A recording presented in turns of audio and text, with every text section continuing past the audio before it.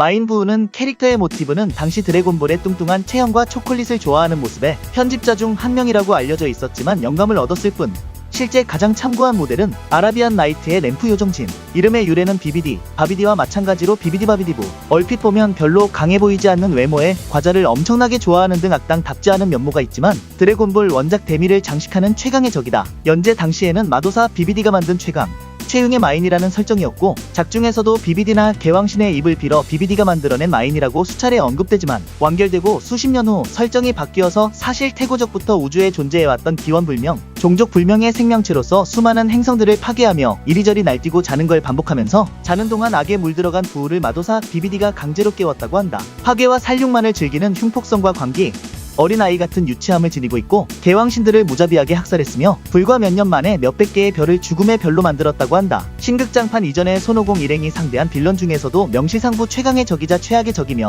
유일하게 지구의 인간을 전멸시키거나 지구 자체를 파괴시켜버린 적이기도 하다. 엄청난 초재생 능력을 가지고 있으며 또 머리끝에 촉수해서 생명체를 과자 등으로 만들어버리는 괴광선, 자신 말고 다친 상대를 치료하는 능력, 단 한 번 본 것만으로 상대의 기술을 완벽히 구사하는 천재적 센스, 자신보다 특출난 대상을 살점으로 감싼 뒤 흡수해 대상의 지성, 힘과 능력을 자기 것으로 만드는 능력 등 다양한 능력을 가지고 있다. 스토리가 진행되면서 다양한 형태가 등장했지만 위의 능력들은 대체로 비슷하다. 전 우주구 급을 뛰어넘어 다른 차원에도 이름을 날린 괴물로 장장 수십 년 동안 드래곤볼 원작 최강의 보스 자리에 있었다. 비록 슈퍼가 나오면서 최종 보스에서 물러나고 전투력에서도 최강 빌런 자리에서 물러나게 됐지만 슈퍼에서도 가끔씩 언급되거나 메인 빌런 중 일부에게는 천적이나 상대하기 까다로운 능력이 있음도 보여 마인 부우의 위상이 매우 높았다는 것을 알 수 있다. 더군다나 마인 부우의 힘의 반절 이하만 유지한 선한 부우도 수련이나 잠재 능력 개방 등으로 압도적으로 강해지는데, 부우 본연의 힘을 완전히 유지한 순수 부우나 그보다 더 강한 악 부우가 수련했다면 더더욱 초월적인 강자가 되었을 것이다. 다만 오반이나 오천크스,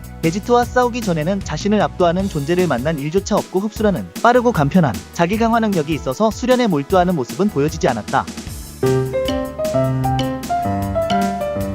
오공 블랙은 드래곤볼 슈퍼에 등장하는 악역 초사이어인 블루와 비슷하게 하얀색 입자를 품은 검은 오라를 뿜어내며 어두운 색의 기탄을 쏜다. 기본적인 기공파는 바깥 부분은 노란색이지만 중심 쪽으로 갈수록 검은색이 되며 짙은 보라색의 에네르기파를 사용한다. 토리야마 아키라의 언급에 따르면 손오공의 가짜 버전을 꼭 한번 해보고 싶었다고 하여 만들어진 캐릭터라고 한다. 실제로 손오공 닮은 꼴은 많지만 다 혈육관계고 아닌 건 타레스뿐인데 이마저도 비정사 캐릭터이다. 대놓고 가짜 컨셉인 건 오공 블랙뿐. 토리야마 아키라는 가짜 울트라맨이나 가짜 가면라이더 같은 느낌이라고 비유했다. 눈매를 제외하면 기본적으로 손오공과 똑같은 외형이지만 몸이 좀 더 샤프하고 날씬한 편으로 몸이 근육질인 오공과 대조적이다. 또한 피부색은 밝은 살구색인 오공과는 달리 GT의 오공처럼 갈색 톤이다. 어두운 회색 계열의 도복과 빨간 복대를 착용하고 있으며 개왕신들의 포타라와 귀걸이 또한 착용하고 있지만 왼쪽 귀에만 착용하고 있다. 그의 정체는 다름 아닌 평행 세계에서 슈퍼 드래곤볼로 소원을 빌어서 손오공과 자신의 육체를 맞바꾼 자마스였다. 즉 자신의 야망을 위해 고아스를 살해하는데 성공하나 우이스의 시간 감기로 말미암아 비루스에게 파괴당한 그 자마스가 아니라 다른 평행 세계에서 고아스를 살해하고 자신이 원하는 것들을 손에 넣은 뒤 슈퍼 드래곤볼로 손오공과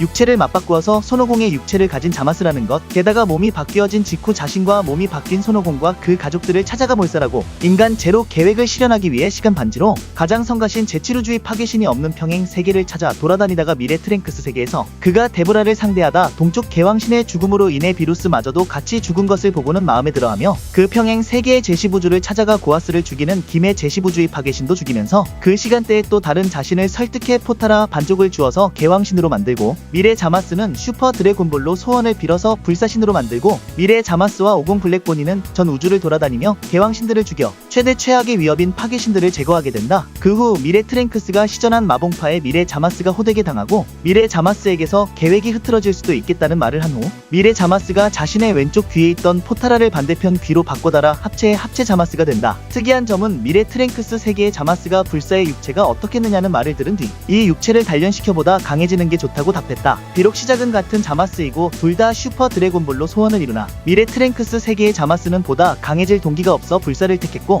과거 한낱 인간에게 패했던 자마스는 그런 손오공의 몸 이상으로 강한 힘을 갈망했기에 그런 대답이 나온 것. 또한 인간을 싫어하면서도 모순적이게 사이어인의 육체를 최고의 작품이라고 찬양하던 것을 보면 전투를 즐기는 사이어인인 오공의 몸을 차지한 영향도 있어 보인다. 지렌은 드래곤볼 사상 최초로 파괴신을 초월한 인물이다. 제빛의 지렌이라 불리며 제11우주 프라이드 트루퍼즈의 멤버이자 리더인 토포는 물론 파괴신까지 능가하는 힘을 지닌 제11우주 최강자이자 우주 서바이벌 편의 최종 보스이다. 외형은 그레이형 외계인을 기반으로 디자인되었으며 토리야마가 디자인한 3명의 트루퍼즈는 각각이 참으로 극단적인 체형을 하고 있는데 그 중에서도 지렌은 역삼각형 체형이 특히 강조되도록 디자인되었다. 디자인은 단순한 편이다. 사실 강자 이미지만 제외하면 디자인 면으로는 독보적인 특징이 별로 없는 편이다. 하지만 작화 보정을 받으면서 별로 느끼지 못했던 미형 느낌이 나고 거의 모든 상대를 다 씹어먹는 강자의 이미지, 암울한 과거, 최종 보스다운 간지를 보여줘서 호감이라는 사람들도 많아졌다. 원작 시절 특유의 simple is best를 따르듯이 빌런들이 진화할 때 동시에 디자인이 단순해지지만 그만큼 강하다는 반전을 보여주는 캐릭터를 잘 계승한 듯, 또한 다른 보스들과는 달리 덩치가 큰 편인데 변신을 하거나 각성을 하면서 압도하는 방식이 아니라 처음부터 끝까지 같은 몸으로 일관성 있는 힘을 보여주는 점 또한 매력적이라는 평을 받는다. 이 덕분에 인기가 많아져 V점프 드래곤볼 역대 적수 인기 투표에서 3위를 차지했다.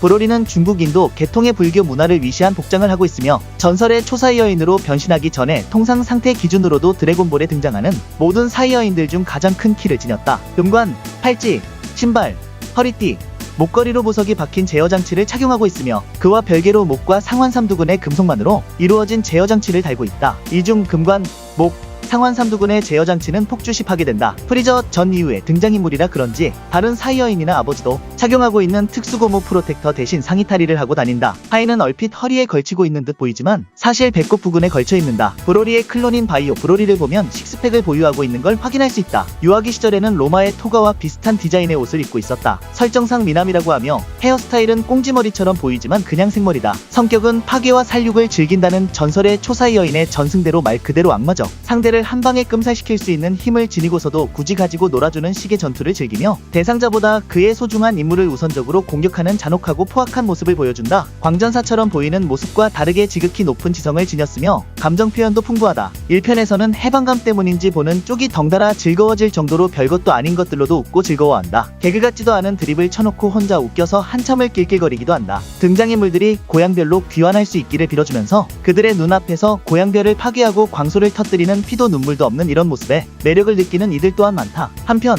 이러한 작중의 성격은 초사이어인 변신이 가져오는 흉포함으로 브로리 본래의 성격은 사이어인치고는 온화한 편이라고 한다. 캐릭터 모티브는 또 한 사람의 손오공, 머리의 제어장치도 서유기에 등장하는 손오공이 끼고 다니는 태인 긴과의 오마주이며 같은 사이어인인 손오공과 같은 날에 태어나 종족이 멸망하는 와중 둘 다 간신히 살아남았음에도 안티테제라 해도 좋을 정도로 거의 정반대의 인생을 살아왔다. 갓난아기 시절 보육기도 서로 옆자리 사이였으며 이때 손오공의 울음소리에 놀라 겁을 먹은 것이 브로리에게 있어 무의식적인 패배로 각인되었다. 이에 더해 아기 시절 겪은 모살의 경험으로 인해 강렬한 트라우마를 안고 있으며 여기에 손오공과 그로 인한 패배의 굴욕이 이 트라우마를 불러일으키는 트리거가 되기 때문에 이후 손오공에게 강한 집착과 증오를 품는다. DVD 박스의 부속 책자에 의하면 분노로 각성한 손오공이나 베지터와는 달리 슬픔에 의해 초사이어인으로 각성했다고 한다. 당시에 세라에 적힌 코멘트 등으로 그 흔적을 엿볼 수 있으며 이후 코야마 타카오가 밝힌 바에 의하면 오공과 마주하게 된 충격에 더해 그로 인해 떠올리게 된 모살당할 뻔했던 트라우마가 슬픔의 원인이라고 한다. 설정집 외에도 이와 같은 슬픔으로 인한 각성 설정은